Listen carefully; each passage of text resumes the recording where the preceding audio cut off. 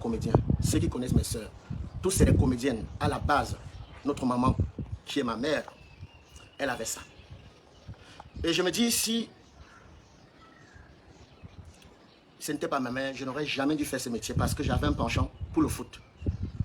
Pour ceux qui me connaissent réellement, savent que j'étais un très bon footballeur. Moi, je rêvais d'être footballeur, en fait. Je profite de ce direct pour lui dire merci de là où elle est, pour cette éducation qu'elle nous a donnée. Parce que je n'ai pas eu la chance d'avoir un papa qui pouvait être là pour moi. Ma mère jouait tout ce rôle. Mais ma mère s'est tellement battue à nous faire comprendre que battez-vous à la sueur de votre front. Je suis né d'une famille de 6 enfants, je suis le Benjamin. Mon nom à l'état civil, c'est Serge Chami. J'ai 3 sœurs, j'ai 2 frères, je suis le Benjamin. Il y a d'aucuns qui me voient des fois dans la rue, disent « Fingon, tu as bercé mon enfance. » D'autres m'appellent papa. Mais j'ai commencé très jeune. J'ai commencé très très jeune. J'ai fait mon premier album solo. J'avais à peine 13-14 ans. Il y a certains qui ont eu à me découvrir que quand Canal B est venu et tout ça. Mais avant ça, j'ai fait tellement d'albums, j'ai fait tellement de choses. Cassettes audio. Quand on ne savait même pas qu'il pouvait y avoir des télévisions privées et tout ça, j'ai fait tellement de choses. Les Big Mami, Dr Agos et tout.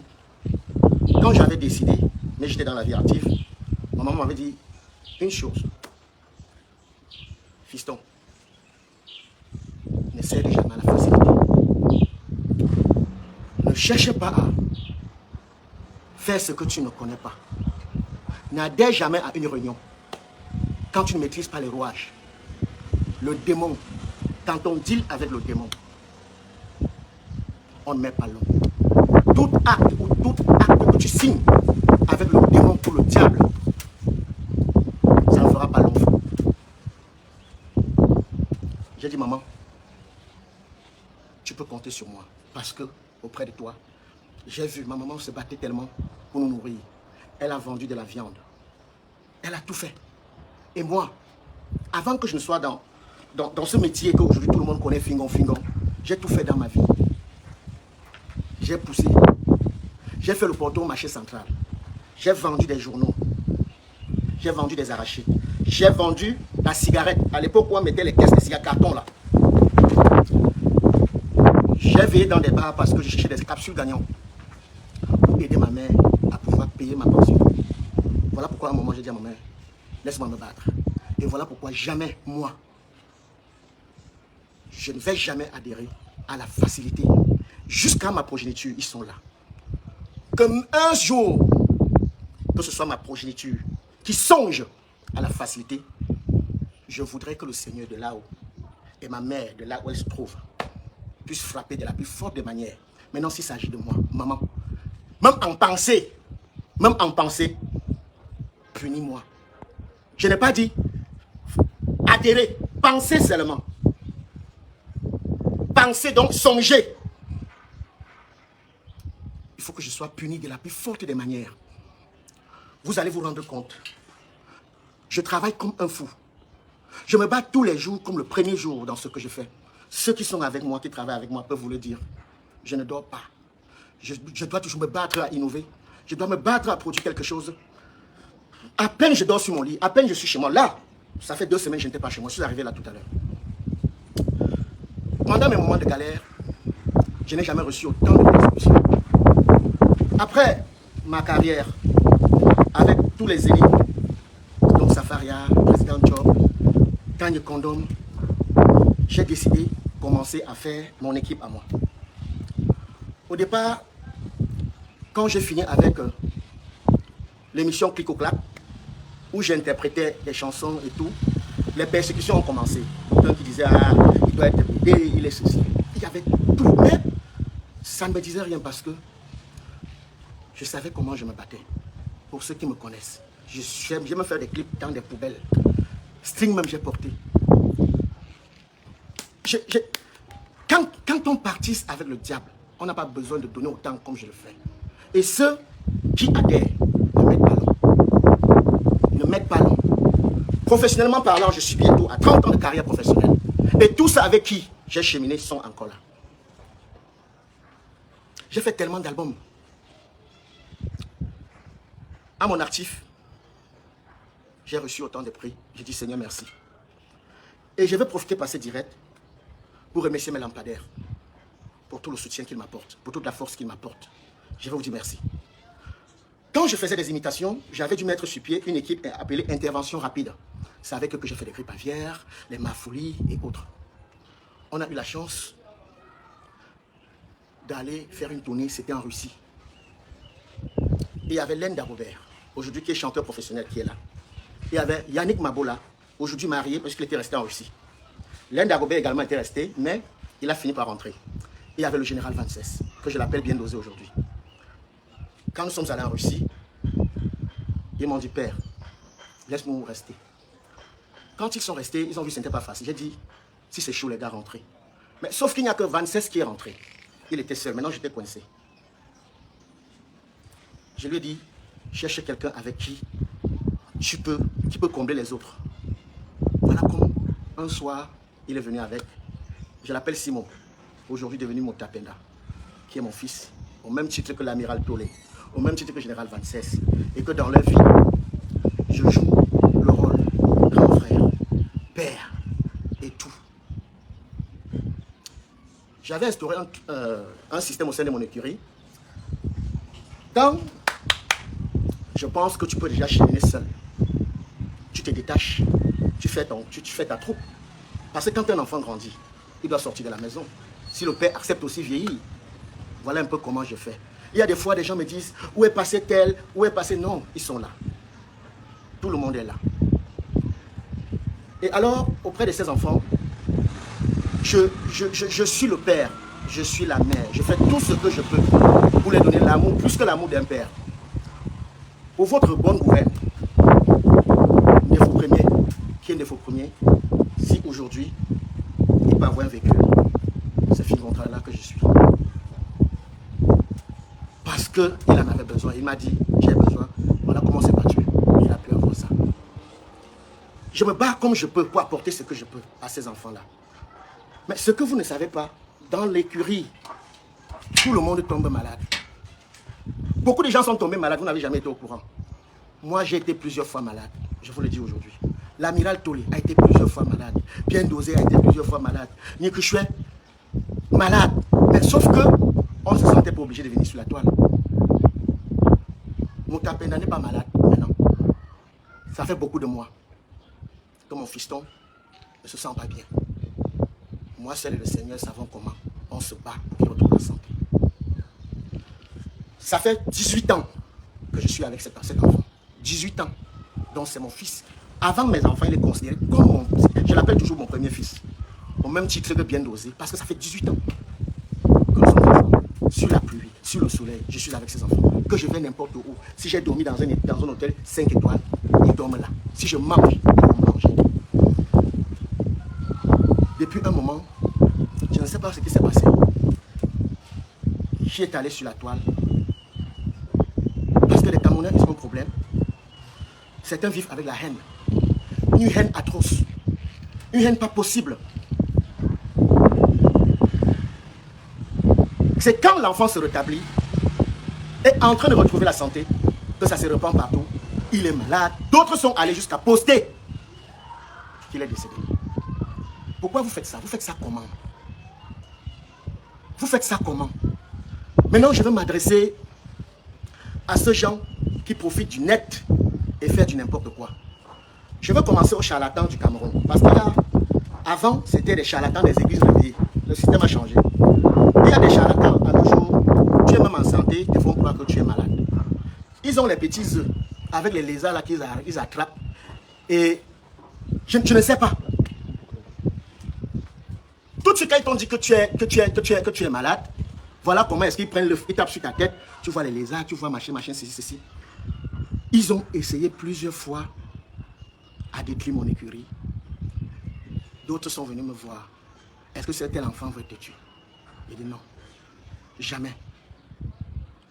Une fois, il m'est arrivé de faire un accident. J'avais fait un accident. Sur l'axe où je sortais de Bonapriso, où cette voiture était en épave. Un jour, où c'était... Je ne sais même pas où ce charlatan sortait. Il vient au chevet de mon lit. Il me dit, fais très attention. les enfants que tu as auprès de toi veulent te tuer. Est-ce que tu sais que ils vont voir leurs parents? La même chose qu'ils me disent, ils vont derrière dire à ces enfants, est-ce que vous savez que, est-ce que vous savez que? Je me dis, comment ce qu'on a construit pendant 20 ans, vous pouvez avoir le courage de venir détruire? Pourquoi vous faites ça? Vivre avec la haine vous donne quoi? Diviser vous donne quoi? Si vous êtes vraiment marabout ou charlatan, faites évoluer votre village, non? Faites développer votre village. Mais il y a des gens dans vos familles. Pourquoi vous ne dites pas quand ils vont mourir? Vous-même, le jour où vous allez mourir, vous ne connaissez pas. C'est-à-dire que vous tenez tellement la haine que vos visages sont tristes. C'est-à-dire, à regarder la manière dont vous êtes même formé debout, on dirait une fausse sceptique. Tellement vous vivez avec la haine. Quand ça, ce sont ceux d'ici. Maintenant, il y a ceux qui sont sur le net, qui pavanent en Europe, ou qui les a trompés que pour avoir les papiers facilement en Europe, on pouvait aller dire dans un centre que non. Parce que quand tu dis là-bas que tu es folle, tes papiers sortaient vite. Apparemment, ils sont allés dire là-bas alors qu'elle n'était pas folle. On les a injectés une seringue pour soigner la folie. Ça a déclenché leur folie, qui pavanent sur la toile avec des lèvres qui puent. C'est-à-dire le visage attristé. Mais ce que je vais leur dire, vous, parce que je vous regarde, votre fin sera catastrophique. Vous croyez être machin, non? Le karma, pour ceux qui me regardent, retenez cette date. Le karma va vous frapper votre progéniture de la plus mauvaise des manières. Dieu n'aime pas ça.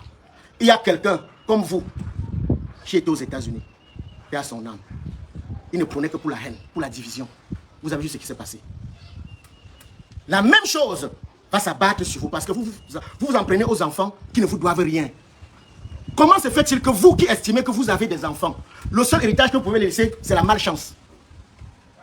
Vous êtes là, vous vivez même sans homme parce que vous êtes dans des maisons abandonnées. Quel homme peut vivre avec des gens, des personnes aussi, c'est-à-dire aussi malsaines? C'est-à-dire, le démon, on vous voit, on sent que vous êtes triste. C'est vous qui avez la grosse gueule. Mais à vous voir des beaux, vous ressemblez au guénon. Vous ressemblez au guénon, vous n'avez pas de forme, mais c'est vous qui achetez les gens. Gros ventre, machin, ceci et tout. Mais c'est-à-dire, ça c'est terrible. Ça c'est terrible. Sachez que la vie, c'est Dieu qui donne. Et je vais m'adresser maintenant à la jeunesse parce qu'il y a ceux qui viennent pavaner ici sur les réseaux. Ils donnent des conseils n'ayant aucune expérience. Moi, je vous donne, avec mon expérience, avec tout ce que j'ai enduré dans ce métier, ne cédez jamais à la facilité. N'admettez jamais que la facilité fait atteindre le sommet. Et même si vous acceptez faire cela, vous n'allez pas faire long feu. Partisans avec le diable, c'est comme les ampoules qui sortent en décembre. Après décembre et janvier, c'est grillé. Les adeptes passent, ces vampires qui passent leur temps à diviser des personnes, à venir dans une famille. Vous ne, je ne sais même pas. Mais Dieu est lent, mais il agit. Ne vous dérangez pas. Ce que vous semez, vous allez récolter. Si moi, Serge Tchami, un jour, j'ai songé un temps soit peu, céder à la facilité, c'est que je ne suis pas là. Et le jour que dans mon rêve, même dans mes rêves, je cède à une telle chose, que Dieu me punisse de la plus pire des manières. Je travaille tous les jours, je ne dors pas.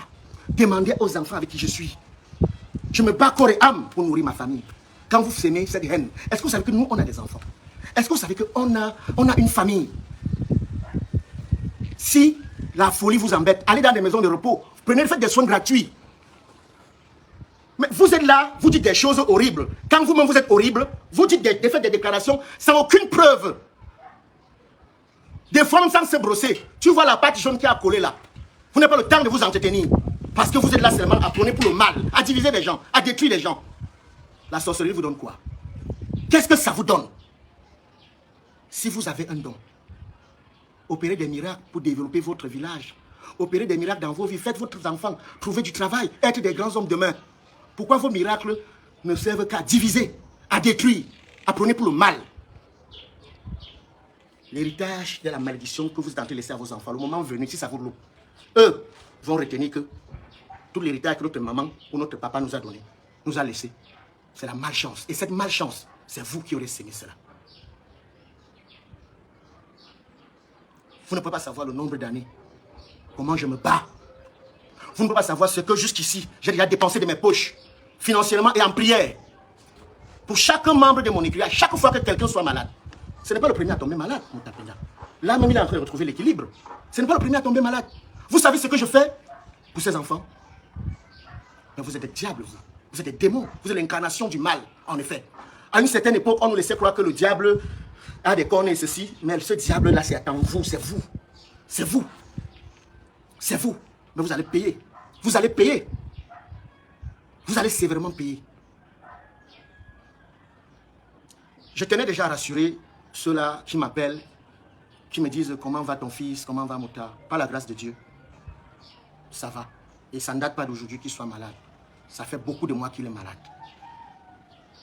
Et en tant que père, je joue mon rôle.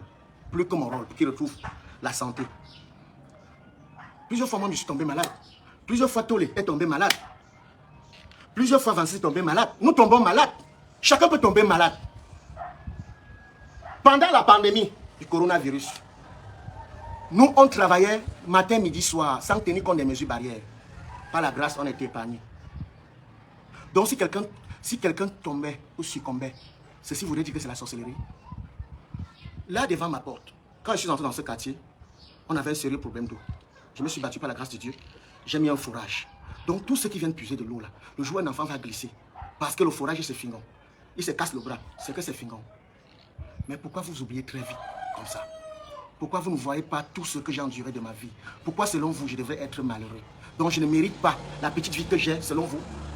Je ne mérite pas. Ce n'est pas logique, j'ai triché. Dites-moi l'étape que j'ai faussée.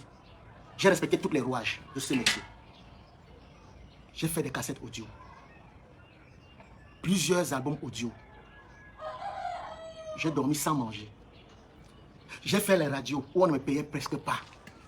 Mais j'étais là parce que je voulais réussir. J'ai fait des kermesses où le farotage était le pain chargé. J'ai fait des déguisements pour aller dans des discothèques, dans des bars. J'ai fait la télé avec Time. Le one-to-one. On n'a pas brûlé d'étapes. Je ne vais jamais brûler. Je ne vais jamais brûler les étapes dans ma vie. Aujourd'hui, j'ai dit Dieu merci pour cette petite place dont il m'a donné. Pourquoi vous estimez que tous ceux qui se battent et qu'après 30 ans, 25 ans, ne méritent pas boire de l'eau minérale? Ne méritent pas boire Tanguy? Donc ce n'est que vous qui méritez boire Tanguy? Déjà qu'on a un sérieux problème avec ce pays où rien n'est facile, c'est tellement dur. Mais on ne lâche pas, on se bat. Demandez à tous mes enfants qui sont là.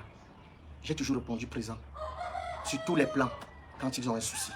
En tant que père, en tant qu'ami, en tant que n'importe quoi, j'ai toujours été là, quelle qu'en soit l'heure. Quelle qu'en soit l'heure. Personne ne viendra s'aimer le macabo, récolter la patate. Ce que vous s'aimez, vous allez récolter. Ne vous gênez pas. Maintenant, également dans ce direct, j'ai tenu à vous présenter ce trophée, ceci. Je l'ai reçu hier du côté du Palais des Sports à Yaoundé. Les choses ont commencé à changer au Cameroun. Un trophée avec une enveloppe qui suit. Bon, je ne vais pas donner la somme ici, mais il y a eu l'enveloppe. Je voudrais dire merci aux lampadaires. Et j'ai une très grosse surprise pour vous les lampadaires. Tout à l'heure, je vais pratiquer du sport avec mes jeunes frères du quartier. J'ai prévu une petite... Il me faut même déjà au stade. Il me faut déjà au stade. Donc c'est moi qu'on attend. Il était question que je fasse déjà ce direct pour clarifier certaines choses. Donc je vais essayer de couler un peu de sueur avec mes jeunes frères du quartier. Et après on va partager un bout de pain et quelques bouteilles de Castel. Ce sera notre manière à nous de célébrer ce trophée. Par la suite, je sais comment naturellement je célèbre avec mon écurie. Et après, mes lampadaires, je vais penser à vous pour la fête, pour la fin d'année. Je vous rassure, je vais penser à vous pour la fête, pour la fin d'année. Parce que j'ai compris que je peux compter sur vous. J'ai des lampadaires également qui sont du côté de Lomé, à Cotonou, qui me disent pourquoi tu ne viens jamais à Lomé? C'est bon, avant la fin d'année, je suis à Lomé. Je serai à Lomé. Et alors, je vais également dire aux lampadaires de Paris, j'arrive à Neuville-Paris. Voilà, il y a une grande soirée qui se prépare à Neuville-Paris. Et alors, après Paris, la grosse tournée américaine est également là, avant la fin d'année, également canadienne. Donc, je vais faire tous ces points-là. Vous qui dites, oh Fingon, pourquoi tu n'es jamais venu aux États-Unis? J'arrive aux États-Unis et je viendrai vous faire plaisir. On va casser la baraque. Je vais faire un post où je vais vous orienter à quel numéro faire le booking. Vous allez appeler le manager qui est sur place et il va vous orienter. On va passer des moments inoubliables. Sur ce, je voudrais que vous portez bien, que le Seigneur vous garde. Ne cédez jamais à la facilité. Même ceux qui ont accepté l'histoire de porter aux monnaies magiques, vous voyez que c'est dans les carrefours que ça les frappe. Croyez en vous. Croyez en Dieu. Il fera le reste. Maintenant, des petits charlatans qui passent par le net parce que ça fait beaucoup d'années que j'endure des persécutions. Beaucoup d'années. Je me dis que c'est parce que Fingon le matin, Fingon à midi, comme je suis toujours là, c'est vrai qu'à un moment donné, si j'étais aussi à la place de certaines personnes, je vais me dire, mais pourquoi toujours Fingon? Mais c'est le travail.